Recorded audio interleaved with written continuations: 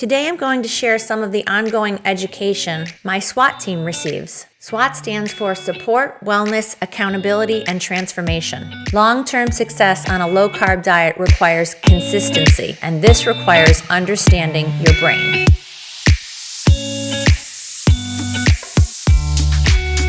This whole concept of starting to understand how your brain works and not beating yourself up for what your brain is doing naturally when your guard is let down. The further you go with me, the more you should be learning along the way that perfection is not necessary. It's not required at all to make progress. Most all of my people who have made really great progress could tell you all about all the mistakes that they made along the way and continue to make. You don't have to be perfect. All right. So for the next several weeks to months, we're going to be focusing on understanding and unraveling our bad habits. And the first thing to think about is this, like 2 billion years ago, when we think humans first started walking the earth. The first thing to understand about your brain, our brains are what we call plastic. They're moldable and mold specifically for the environment to where they are. So your brains are constantly learning, and your brain gets input from all of your senses to learn about how to fuel you right and how to keep you alive and also how to make you happy. This desire to get food and then the fierce desire to protect the food that we get is one of the oldest laid down parts of our brain. So if you've ever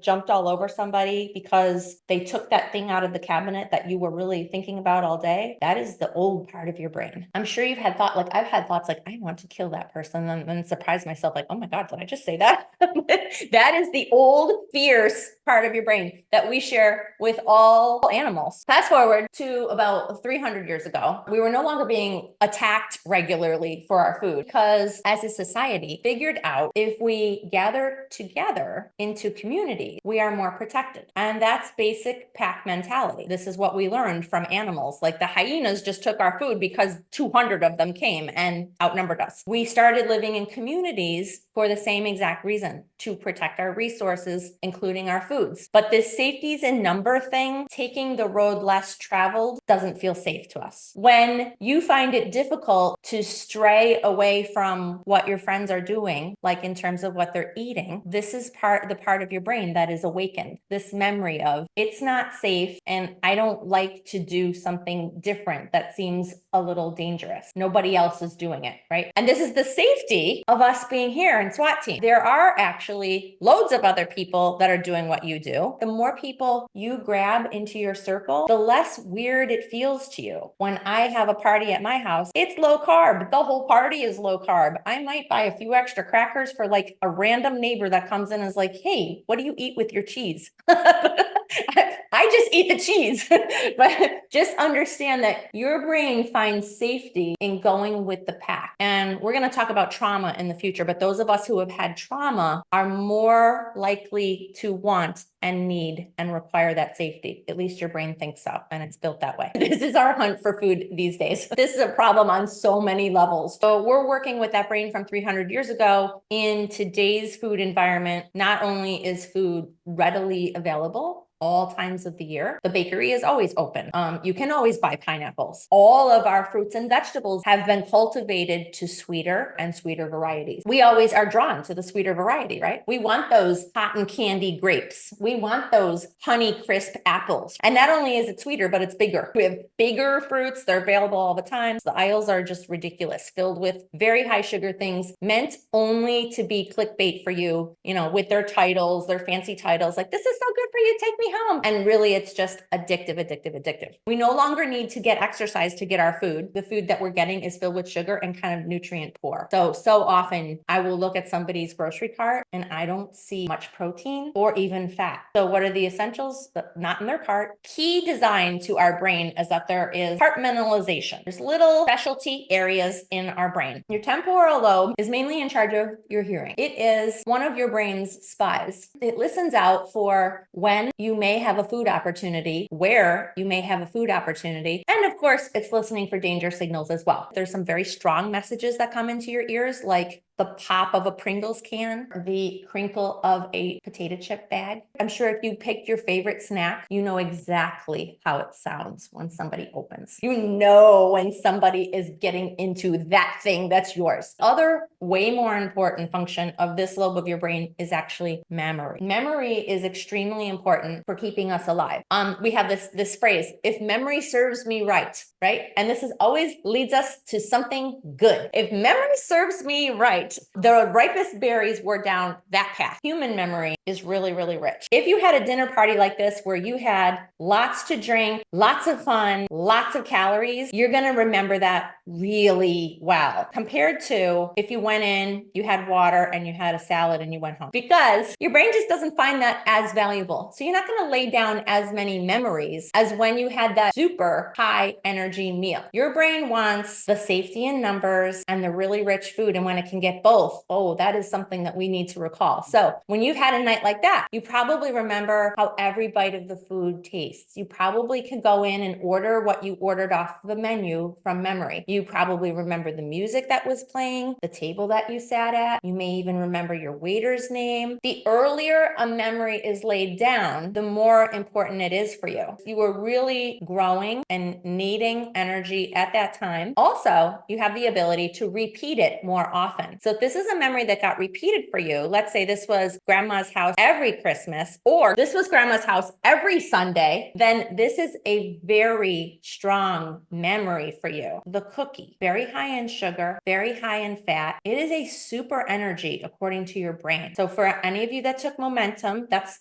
a lot of you that are here. If you took momentum, you know your energy is your carbs and your fat. Anytime you add those together, your brain focuses on that, wants that. Think of any of the, pastries, cookies, cakes, pizza. The things that we crave are always high in carbs plus high in fat. Those are the cravables. And it's not just that the sugar is addictive, but it's high energy and your brain prioritizes that. And if this is a habit that your brain recognizes as valuable, going to evoke all of the memories of how to create that special magic again. You probably remember the smell of the cookies coming out of the oven. You remember how they feel in your mouth, how you felt in your mind, how you felt in your heart. It goes on and on, the memories that we tangle up with this special form of food called cookies. Some of the work that needs to be done here is untangling the high energy food from the feeling that we associate with it. A lot of people, when I start to ask them to think about how to change tradition, that brings up this automatic wall. I do not want to change any of those things, and that's okay. And you know what? You can choose your favorite holiday and just keep it like that forever. Really, as you go further, you'll be able to let more and more of those walls down. We all feel that guilt because this was a sign of great love. It still is a sign of great love. Think about the things that came with the cookie. Hugs, kisses, rays, games with grandma, car rides, special days, right? Probably homemade meals that were very nutritious came on this day as well. That special feeling like nobody loves you like grandma.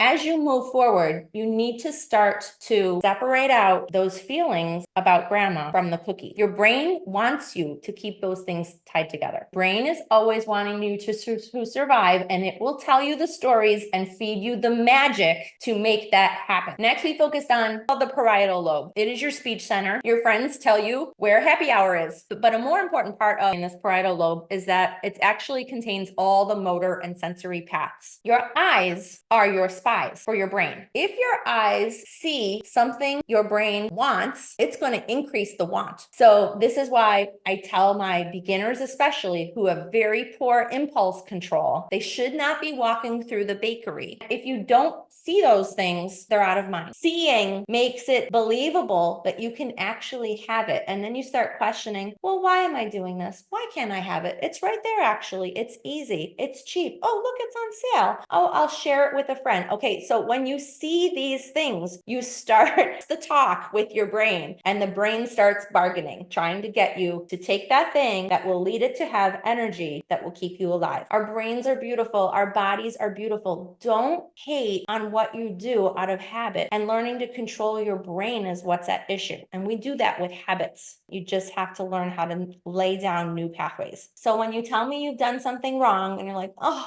I had no control. I'm such a horrible person. No, you're not. That's just your brain doing its thing. You only have so many decisions in a day that come from that frontal lobe that are voluntary. And when it gets tired, the other lobes take over. Sleep is so vitally important for reorganizing and restructuring your brain. Also on autopilot is hormone control. And hormone control is all about managing the hunger in your body. When your brain is sensing hunger, your medulla will autopilot you to food. But when you just cut calories every single day, your brain every day is like getting this hormone message, like not enough calories, running out of calories, not loving this, we're having to shut down systems. Your medulla eventually will make you eat. We're going to learn more and more about how the upper brain manages things when everything is calm and controlled. It does all the planning, it can solve problems, it can create order, it can create good habits. But when anything goes wrong in your emotional landscape, shit hits the fan and the lower brain takes over. Your lower brain does anything to keep you alive. Your upper brain and your lower brain have different priorities. With the upper and the lower having different priorities and always fighting, somebody needs to be the middleman. Somebody needs to settle what is actually going to happen. And that is your midbrain, or the limbic part of your brain. And it is also your emotional wellness center. There's a lot of dopamine hits that happen in that midbrain. Your midbrain is your negotiator. Anytime you think you got a little bit off track, it was because you negotiated yourself out of doing what you thought was best.